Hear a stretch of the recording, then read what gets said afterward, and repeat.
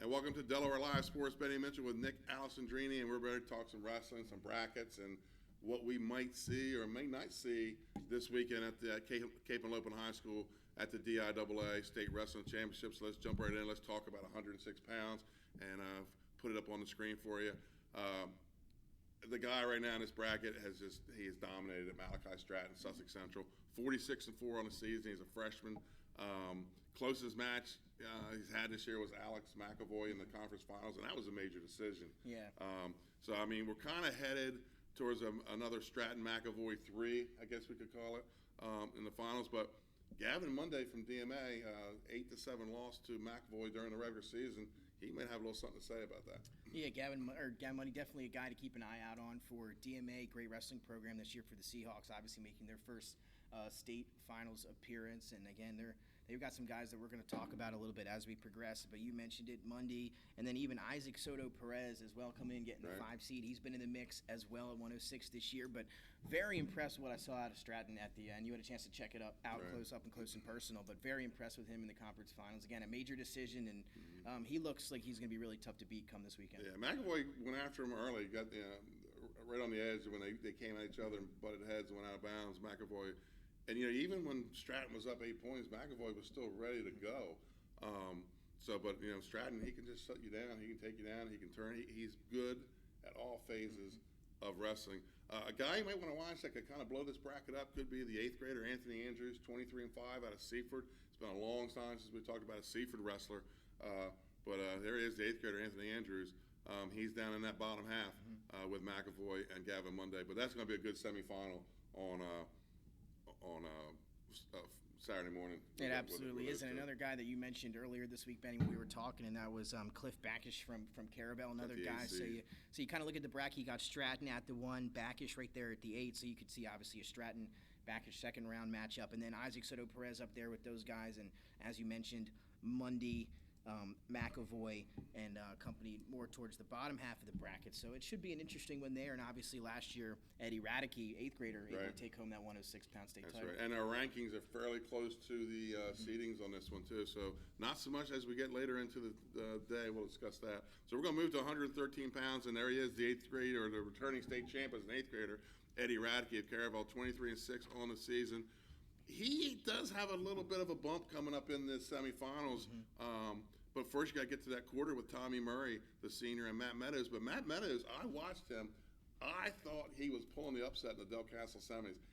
I thought he had Radicke beat in the semis. Radicke snaps down, spins behind, goes on and wins the Del Castle tournament. But that is going to be the 113 semis are going to be tough because on the bottom half, you got the number 2 seed, Cam Davis of Salesianum, and Julian Rapano of Del Castle. Rapano has been just on the edge for the last 2 years, and he just hasn't been able to get over the hump yet. Yeah, and we'll see if he can do that. Obviously, this weekend, you talk about Matt Meadows. Dave Williams over at St. George's loves Matt Meadows. Great guy, works really hard. We'll see if he can maybe make that jump as well. But we talked about Eddie Radicke this year, and it seems like he's able to win a lot of these close matches. Yes. We saw him pull out some one-point victories over Cam Davis throughout the season. You mentioned over Matt Meadows at Del Castle. He finds a way to win those kind of matches, and we'll see if he can do it this weekend again. He's looking for state title number 2, and as you mentioned, trying to be the first Trying two. to go to 5. And also, in the seedings, again, very close to to our rankings. This weight class has been crazy at the bottom because it's either been Tommy Murray or Chase Murray or Vincent Jenkins knocking one another out. Last weekend, Chase Murray getting the pin over Jenkins in the conference finals. Jenkins is gone from the rankings now, but that's a tough Friday night match for Cam Davis. Is Vincent Jenkins of Milford, 22-3. Yeah, exactly right. You said it. And I mean, how about that? On a Friday night, he's going to get Vincent Jenkins, as you mentioned, after the loss, sitting at the 7 seed now this year. So, again, not going to be easy for Cam Davis, but obviously he's having a great year and just got to stay in the moment and take every match one at a time. 120 pounds. We'll jump to that if we get that up on the screen. And there he is, the 3-timer, looking to go for 4. The Drexel commit, Gabe Gianpietro, senior, 29-4 out of Smyrna. He's the number 1 seed up top. Marcelo Iannone back in the rankings. He has been in and out all year. He's finally back in here late in the season, number 6. And then the bottom half, this is a big Henlopen Conference bracket right here. As you can see, the top 5 wrestlers in our rankings come out of the Henlopen Conference. On the bottom, you got the freshman, Trevor Copes. He was in the finals last year as an 8th grader against Jan Petro. Copes, 21-4 on the season. Aaron, I'm going to mess this up, Menachella from St. Mark's, a freshman. They've wrestled once already this year. Copes got to the major. And then you got Evan Cordry and Holt Baker up there in the upper half of the bottom bracket. They wrestled to a 4-3 match in the wrestlebacks on Saturday. So be interesting to watch that one right there. I think, the way this weight class is going, Jan Petro and Copes really haven't been challenged this year. I agree. And, maybe Saturday's the day one of them challenges them. Otherwise, we're going to see Jan Petro and Copes too. Yeah, and I've been real impressed with Copes, even last year, as you mentioned, as an 8th grader getting there, freshman. And now, again, it's going to be a tough match, though. Gabe is not an easy out. No. And as you mentioned, going to Drexel next year, fantastic program up in Philadelphia. It's gonna take a lot for Gabe to be knocked off. And, again, he's going to be trying to take home that 4-time state champion. In that weight class, I just don't see anybody blowing that bracket up. Yeah, I'm with you there. That back half on Saturday afternoon, early Saturday evening, getting to the podium is going to be fun to watch. The blood round in this weight is going to be intense. And that's how you're seeing, hopefully, in a lot of, and some of these brackets as we're going to continue on, that's going to be the case in a lot of them where maybe you have a clear front runner in some of those upper weights. 126 pounds we'll move to, and we'll pop it up for you.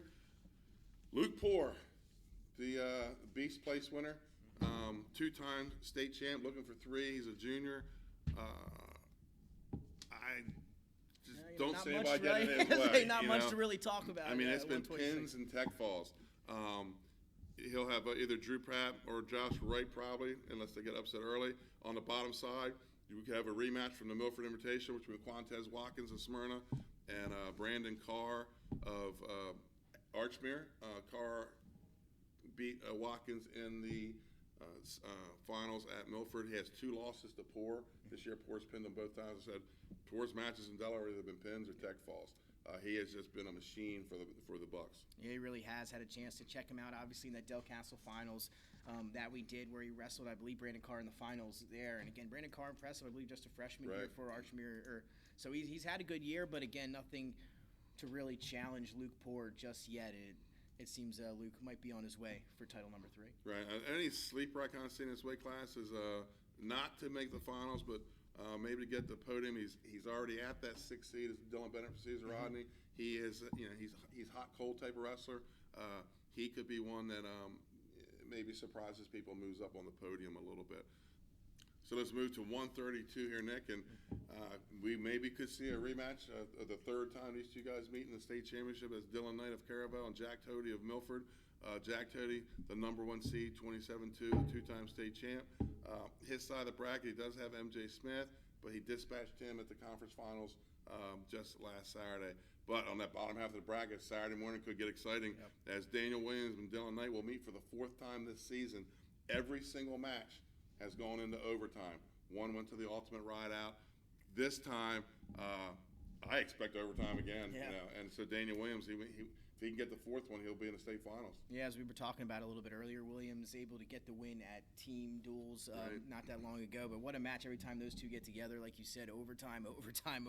And that's the one I've got circled for Saturday morning. I know 132 should be a good one. You talked about Tody, obviously the 2-time state champ. MJ Smith, I thought, didn't wrestle bad in the conference finals. Tody kind of slowed down a little bit towards the end. He came out, obviously, and took control early. But we'll see if he can, go the full 6 minutes. And again, it's going to be an interesting way to see how it closes out. But again, winner of Knight and Williams, and whoever matches up with Tody, if Toby's able to get back there, it should be a great win. In wrestling, you never want to wrestle by more times than you have to. Yeah. And Tody will have Evan Broomhall for the 3rd time this season, Friday night. So he's beaten him twice. Why wouldn't get him through him a 3rd time? But you hate to have to wrestle somebody over and over. And especially when you get that 3rd or 4th one in the state tournament. Yeah, you never know, anything could happen, and we'll see again. We interviewed him 2 years ago after his first state title, said he was going home to drink some chocolate milk. We'll see if there's some more chocolate milk in Jack Cody's future this weekend. There you go, 138 pounds. There's a William Penn Colonial on the top, Daniel Sinclair. He was if you remember that match last year, got beat in that final seconds of the match, got taken down. I think he lost 13-11. What a tough way to go out as a sophomore. Now he's a junior. He's 33-7 on the year. Hey, he bumped up this year and beat the number 1 ranked wrestler, 145, and Mikey Frederick from Cape. So this kid may be on a mission here at 145. In his bracket, on the bottom half, you'll have Michael Kling from Caravel. He's 28-6 on the year, but he's going to run into. This is the best bracket, the deepest bracket in the state, bar none. You got Aaron Briscoe, the Henlopen Conference champion, 29-4. He's got to get through Andrew Shane on Friday night from Cape Henlopen. Donnie Morton popping up as the number 7 seed out of Wilmington Friends. That's who Kling's going to meet. And then you go up top, Cale Moyer and Cameron Cataldi. These guys have been in the rankings all year. And let me tell you, if there is a bracket buster in this, it could be Cataldi, because he has the ability to set a pace that most people can't keep up with. But he just doesn't always do it. Yeah. Which Cameron Cataldi shows up on this weekend could determine, if Sinclair goes to the finals. Cataldi is just like I say, he has a pace he can set, but some days he just doesn't set that pace. Him and Cale Moyer had a pretty good match, so that's going to be great Friday night matches in here. Moyer and Cataldi, Briscoe and Shane, Morton and Kling. So look for 138. If you got to go to the snack bar at the state tournament, don't do it during 138 because the front side and the back side are going to be fun to watch. And again, we saw Sinclair, at least I had to. You've seen him a lot more this year at the Del Castle Finals. Very impressive there. And again, a lot of people really rooting for Daniel Sinclair. We saw that a lot of fans, really love him. So hopefully, again, we'll see him have similar success this year. Cameron Cataldi, you mentioned, I thought he wrestled well, pretty well. That was a good finals match in their conferences as well. Yeah. So again, which version of Cataldi are we going to see there? And then obviously Michael Kling is someone that we've had a chance to check out these last few years as Michael Kling is the guy that when he takes you down, you're not getting up to the end period. I mean, he will ride you and turn you, and that's going to be if it's a Kling Sinclair final, that's going to be a fun one to watch. And Benny, before we go on, I know you got a chance to check out Cale Moyer maybe a little bit more than me. Talk a little bit about Moyer has a win over Briscoe. Moyer is he likes to win his matches under 5 points. He doesn't like to get to those points much above 5. But he is an incredible leg rider. If he can get that first takedown, that can be the difference in the match. On last Saturday, Cataldi went out there, and I said Cataldi set the pace in that match. And but Cale Moyer, he's been around forever. I remember coaching him in elementary school. But he's 26-8. He ranked as high as 4 this year. He does have a win over Briscoe. He has a win over Shane, and it could be. He could be a guy that if he can go out there and take Sinclair down and ride for a couple periods, he could be an upset guy in the. If there's going to be a bracket buster in this tournament, it's going to come out of this weight class. Yeah, this is a good one. I know we talked about it at length before we went on the air, but again, definitely highlight 138 as one of the big ones this week. Yeah, get your pizza at 32 or 45. Don't go out at 138. So we're going to bump up to 145 pounds, and Mikey Frederick and Carson Kiss have been on this collision course all year as number 1, number 2 from the day I did the rankings until right now, but they aren't number 1 and number 2 seed. Yeah.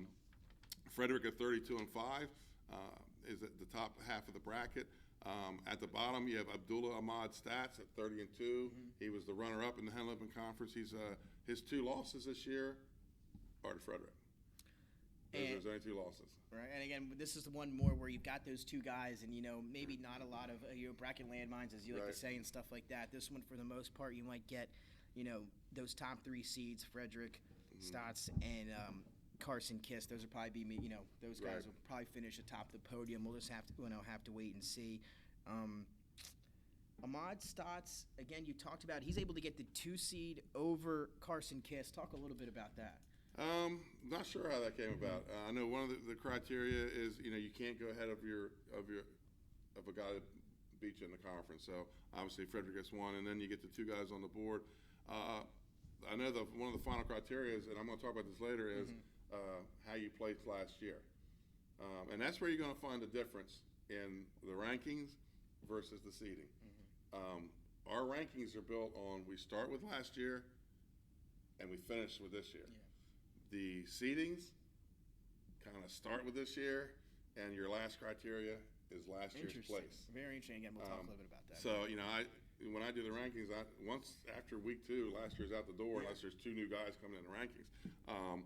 But that's how they do the rankings. So Stotts may have placed higher last year than Carson Kiss did in the state tournament, and that's how he got 2 and 3. But I usually, when they argue about 2 and 3, I don't ever get that argument because it's really the same thing because they're on the same side of the bracket. No real landmine. I see this. The crystal ball just doesn't see anything bad happening to those 3 guys. A guy that people don't know about, and I'm not going to call him a bracket. He's kind of a sleeper to maybe finish well on the bracket. Is Cody Waskey of Cesar Rodney. He's the guy nobody knew about. He's just come on at the end of the week or on the end of the season and started beating ranked guys. But Trent Kemp from Delaware could be the Wildcats' best shot at getting high on the podium, maybe a 3rd place. He's seeded number 5. He's not a tough one. Him and Waskey they wrestled for 3rd and 4th on Saturday. He's one to watch out for. Jack Duffy, this sophomore he just came on my radar late. Tower Hill kind of flies under the radar. Got a few good guys this year. Yeah, and Duffy's one you better watch out for. Maybe this year, and he may be a guy that beats up some people on the backside of the bracket. Yeah, and then interesting first round matchup, I should say, for W gets Jordan Miller from Caravel. He's had a pretty good season as a sophomore for the Buccaneers. Didn't have a very good independent tournament. Yeah, and again, you see that reflected here, obviously, as the 10th seed, and that's how it works sometimes. But, you saw him beat some pretty good guys this year for Caravel. He's in that wrestling room with the Buccaneers, probably the most talented wrestling room we have here in the state of Delaware this year, and that should be some first-round matchup between Duffy and Miller. If Duffy or whoever's able, that could give Stotts maybe a good match potentially in round 2. And also, I always believe in the momentum, the big mo, and so if you're coming in with a big win out of Poor, followed by a Knight, and then followed by Kling, and you're up, you might be the man next time. I believe in momentum. So if Caravel gets it rolling early on Friday, he could be a handful. Yep, and that's the guys you kind of got to watch out for. Maybe those guys you not think of when you look at the Caravel roster, but they've been wrestling there all year long with those same guys, drilling with those guys, live wrestling with those guys, and now you get to the state tournament. That's where you can see some of the success maybe you didn't see come the regular season. So let's talk about the talk of the state tournament right now. And I've got my text messages, I've got my emails, people, calling me, pulling me aside. What do you think about 152? Well, I'll tell you is I give the committee credit because they followed their criteria. Right? They have a set of criteria. They followed it. And the one thing I think you need to do as a committee and as criteria is you need to review it each year. Yeah, absolutely. And this may be a case for human intervention. We'll hang the bracket on the wall and everybody go, is that bracket give us our best chance to put the 2 best guys in the finals? I'm going to say no, and maybe Garrett Hudson and Nuruddin Stats are going to say you're crazy. Yeah. We're 1 and 2, but and the rankings are way different on this one. And we'll probably lose that here in a little bit. Yeah. So here we go, 152. And this got blown up because you had 2 upsets. You had an upset at the Independent Conference Championships, and you had an upset at the Henley Open Conference Championships. So number 1 ranked Avery Copes got beat in the semifinals. So that means he can't go on the board, and that's what happened. Stats went number 1. Garrett Hudson went number 2. Avery Copes goes number 3 because that's where he finished in the Henley Open Conference. But then you had the upset up in the Independent where Luke Spoor beats John Antonio. And they're going to meet Friday night. It is crazy. And that's the one, we were talking about this too. That's going to be the match of Friday night. Right. Will be obviously Spoor and Antonio, and what a finish that was. I think it was overtime. Double overtime or right outside. 12, it was deep in at the independent conferences. So you got Johnny Antonio at the 5 seed, Luke Spoor at the 4 seed, and then Ben, you want to take a look over at some of these. So then we go to our rankings. They're going to be published as soon as this is over. Yeah. Actually, you'll probably see the rankings before you see the video. Here's how we ranked them, because I ranked them on what happened at the end of the season. Luke Spoor, because he's a freshman, is why he's the 4 seed, because he didn't place in state last year. From last year, it's nothing to help him. Criteria. So here are our Delaware Live wrestling rankings. Luke Spoor, John Antonio, Avery Copes, Nuruddin Ahmad Stats, Garrett Hudson, Caden Cope. So way different than what you're going to see in the seeding. And like I said, I based mine on what happened last weekend, whereas that last criteria for seeding went back to last year. So freshmen kind of get the short end of the stick in that sense of seeding. Yeah, did you see it here perfectly? You mentioned it. You got the top again. Our top 2 ranked wrestlers at 152. Potentially, you would see the top 2. Oh, that'd be a great state finals match. That's right. You're going to Well, see you it better on get there Friday Friday night. night. Yeah. So it's going to be again very interesting way that the criteria seeded these wrestlers here, but it's going to make for one heck of a matchup Friday night, and that's going to be again the one we've got circled. And getting into the rankings a little more, how do you rank Avery Copes over Garrett Hudson when Garrett Hudson beat him in the conference semis? Well, kind of easy. Garrett missed most of the season, which I'm not penalizing him, but he has 1 loss to stats. Copes has 2 wins over stats.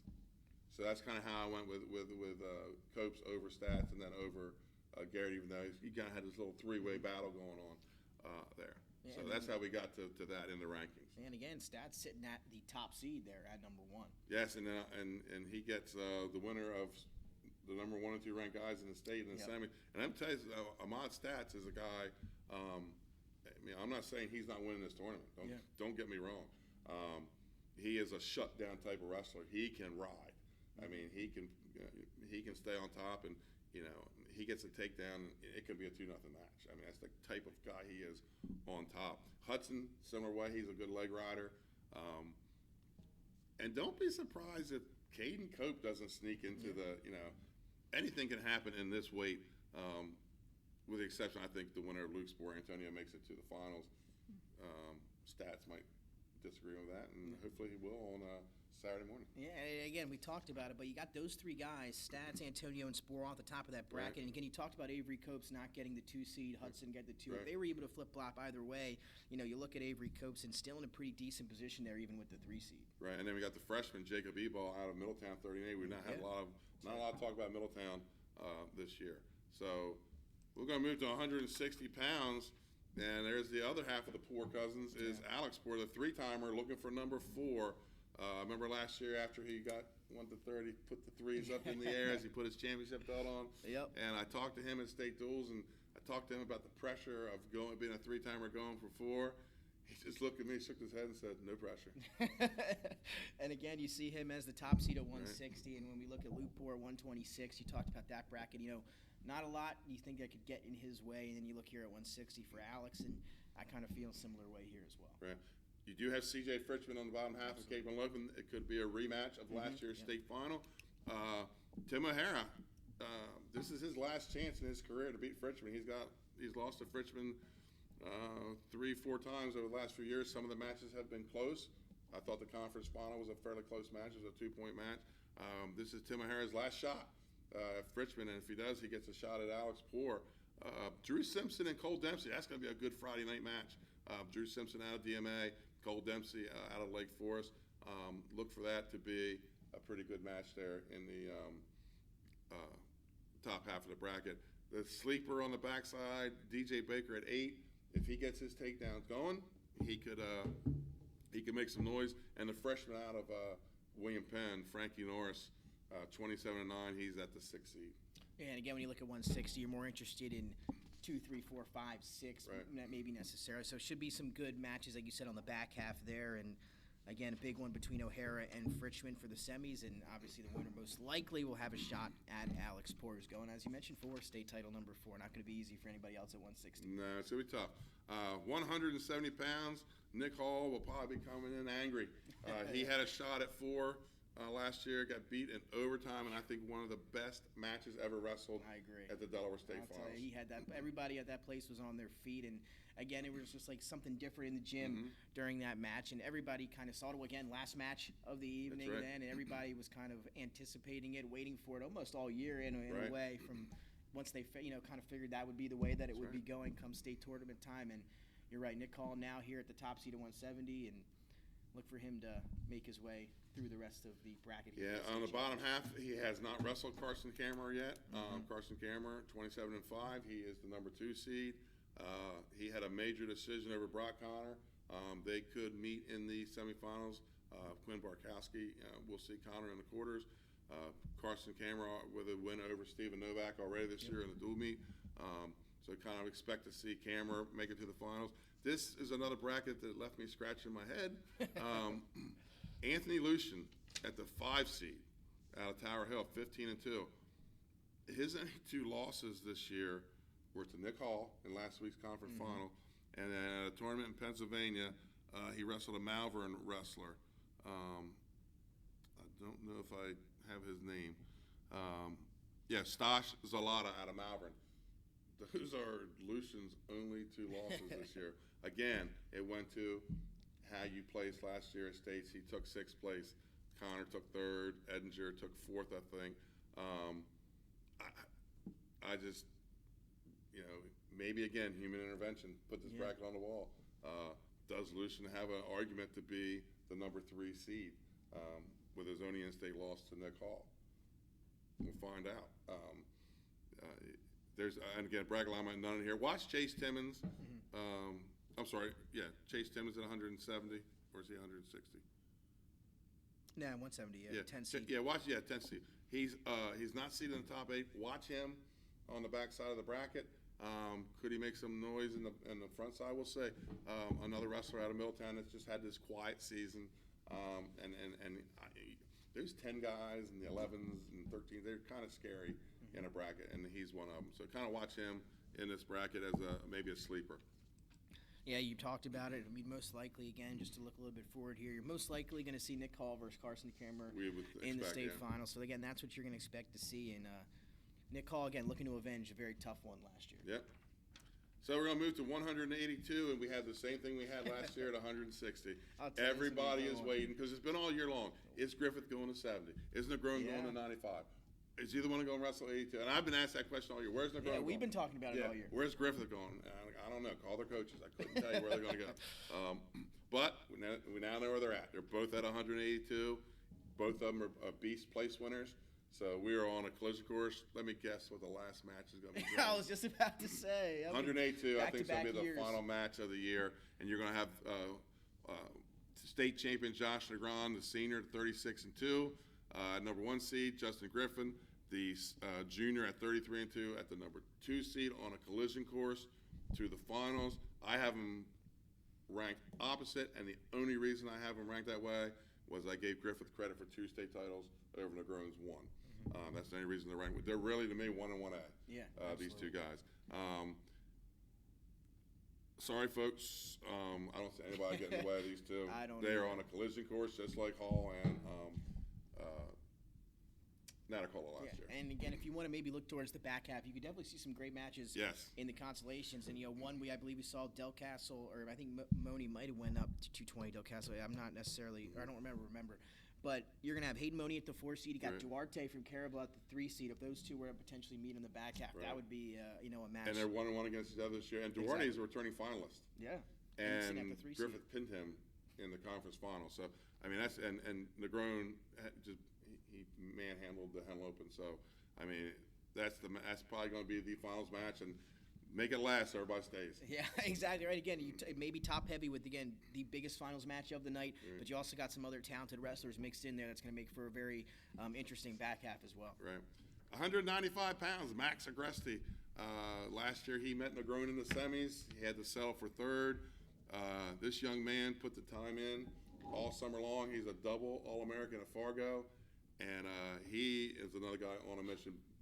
Finalist at the Beast. Yeah, he's been, nothing short of impressive this year. And again, when you talk about Agresti, this goes back to another point we were making earlier. Is, again, you make most of your progress or you get better in the offseason. Absolutely. So when you look at the back and you look at what they did last year as part of the criteria, that's where it starts to get a little bleaky. And, Agresti doesn't have to do with his seeding necessarily here, but just the point of it all is look at what he's done now and how he's gotten so look what he better. did from March to the fall. He just went out to Fargo and won a couple All-Americans in Greco and freestyle, right? That he would not get credit for in seeding. See? So, talking about going back. So, Agresti, the number 1 seed, 195. In the quarters, you're going to have a rematch here between Brock Rhodes and Nelson. Rhodes got the first one. Nelson has been on a tear. He won some big matches in the Henlopen, had a nice final, and finished 2nd. Brendan Timmons is one of only 2 undefeated wrestlers in Delaware this year. He's out of Middletown senior. He's a 3 seed. That's going to be a tough quarterfinal with Gade Cannon. I was going to say, out of Sussex Central. The Henlopen, this was a good. Taylor beat Cannon in the semis, and So Shamar Nelson got to the finals. Alex Taylor, another tough wrestler out of Cape Henlopen High School. He's the number 2 seed. We just did, matter of fact, just got a phone call that Hamid Sunzar is out of the tournament for Glasgow. But 2 big quarterfinal matches here at 195 on Friday night. 4 and 5 seeds, Shamar Nelson of Cesar Rodney, Brock Rhodes of Caravel, and 3-6 seed, Brendan Timmons of Middletown, and Gabe Cannon, a returning place winner for Sussex Central at the number 6 seed. Yeah, there should be some good ones for sure. This is one I don't see Nelson or Rhodes getting through Agresti. Yeah. Agresti has he's a man on a mission. Been on a different level this year. Yeah, and just at a different level. I think the bottom half of this bracket could be fun, and the back half could be exciting as well.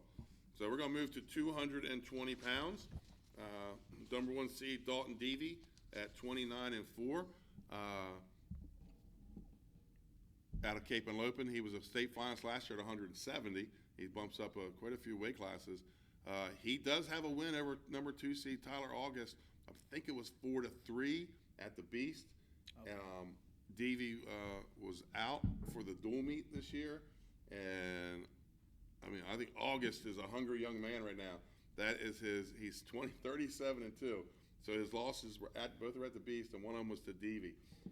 So he's kind of been waiting for that rematch, but that bottom half of the bracket is kind of stacked. Yeah. So you got Miller out of Salesianum at 19-8. He's the 3rd seed. August beat him in the conference finals. Miller's got Dyer. Yeah. Dyer has a win over Deavy at the state duels. Dyer got caught in a little, I imagine that's a Hal Greco move at the conference quarterfinals on Friday night, getting pinned, and came back. And Josh Dyer is one of the reasons Cesar Rodney won the conference title last week. He scored some huge points. He's just an angry back half of the bracket, pinning people along the way.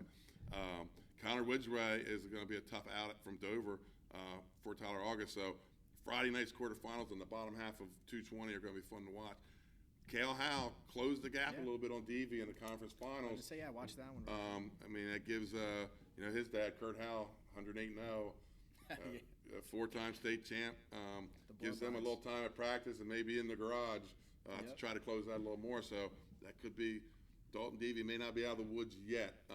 Look for Howe, who has closed the gap, and they've wrestled the 3 times this season. This is the 4th match we talked about. Man, you don't want to wrestle a guy any more than you have to too many times in a row. And again, at 220, we talked about Tyler August.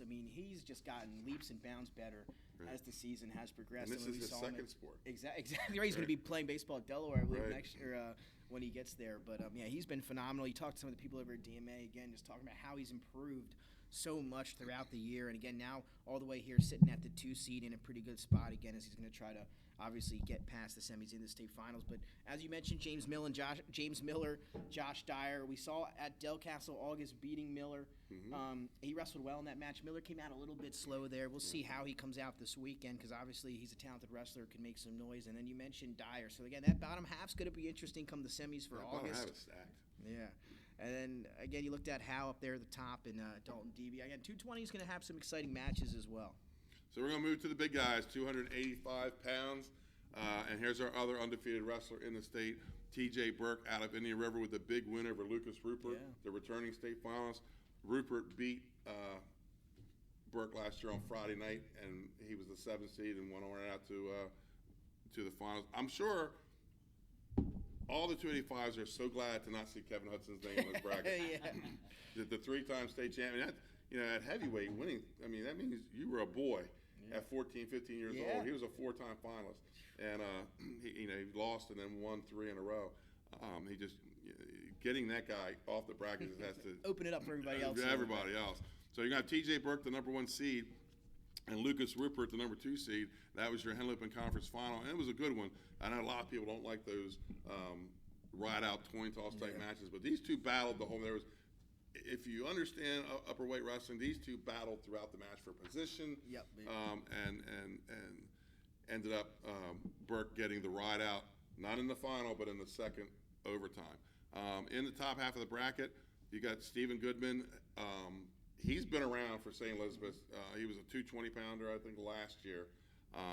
He's 11-1 this year and an independent conference champion. He has been on my radar, but he would wrestle one week and not the next, and he kind of never made the rankings until now. He's a big body too. Cale Deningris, the freshman from DMA, is a tough fight. They wrestled. I think that was your conference finals.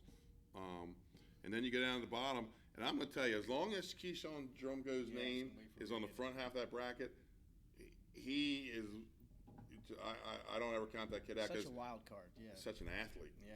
You know. And I'd say he could, again, he has the tools necessary to beat anybody. Right. You know, so it's going to be interesting. Again, I mean, he also plays basketball, so he has the ability to take you down, pin you, back you up to the rim, and put in two. Yeah. You know.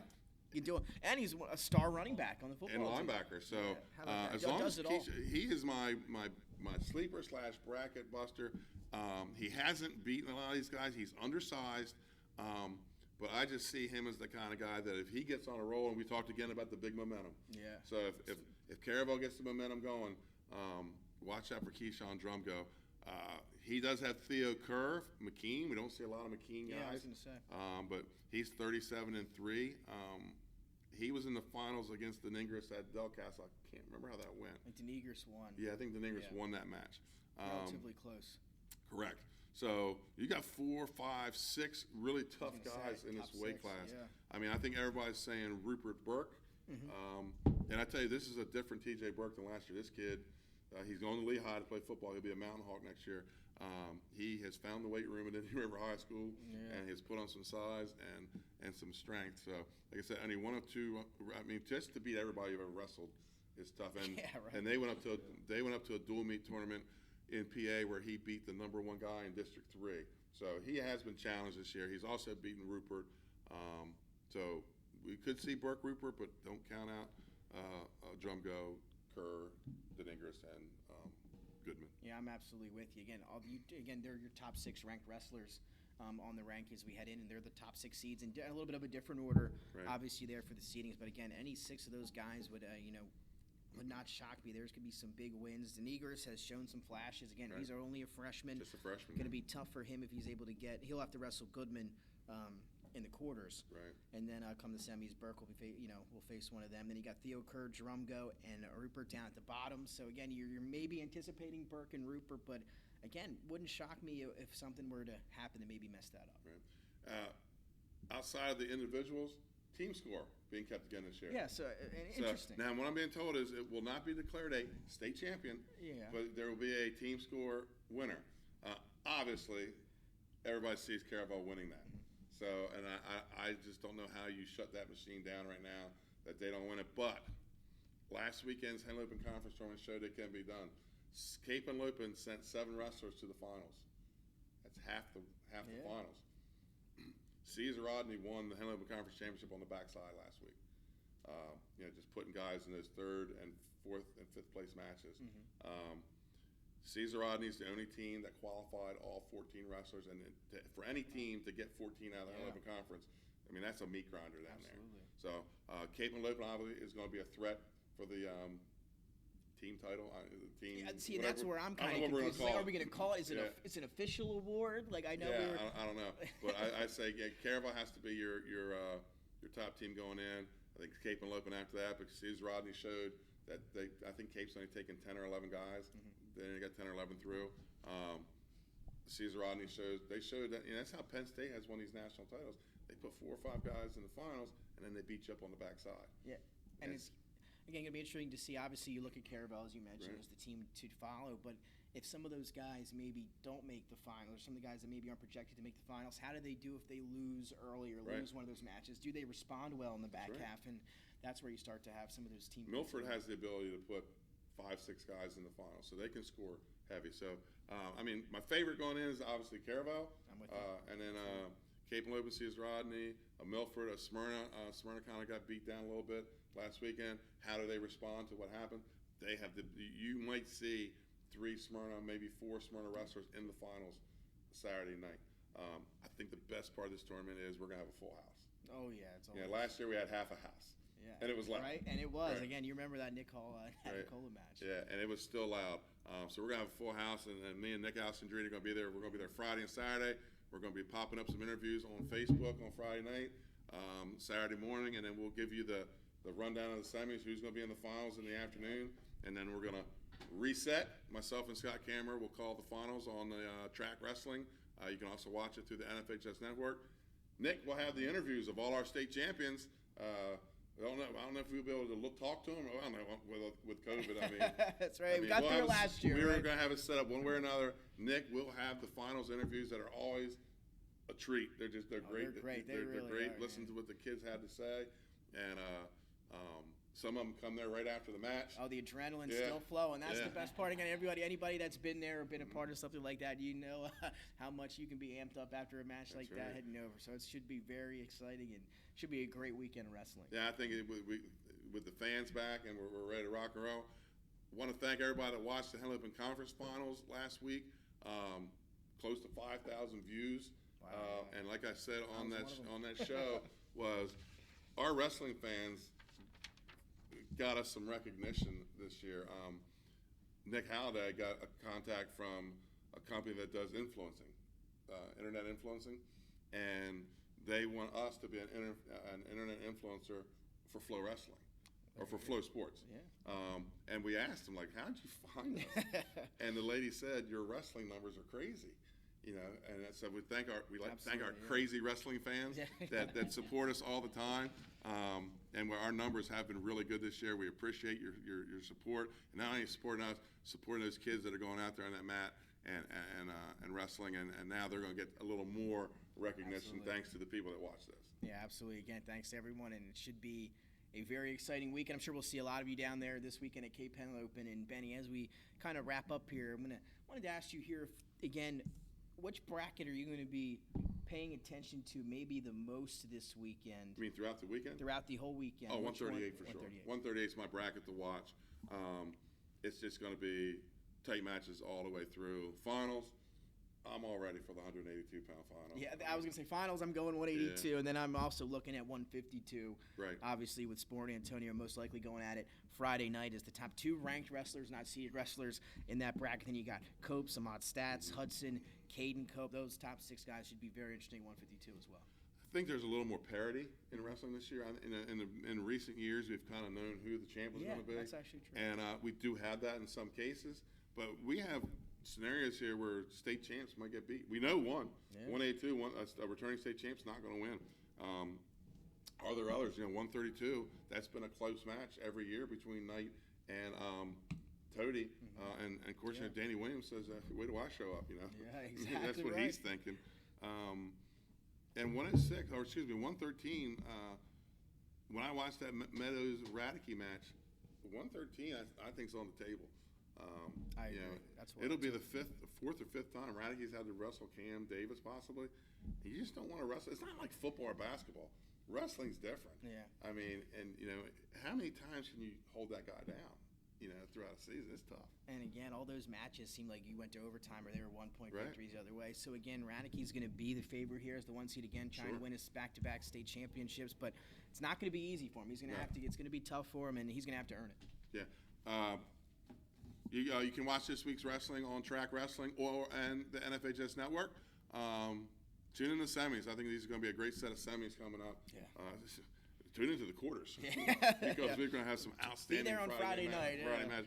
You'll be seeing us pop up on Facebook. Follow us throughout the tournament on Facebook.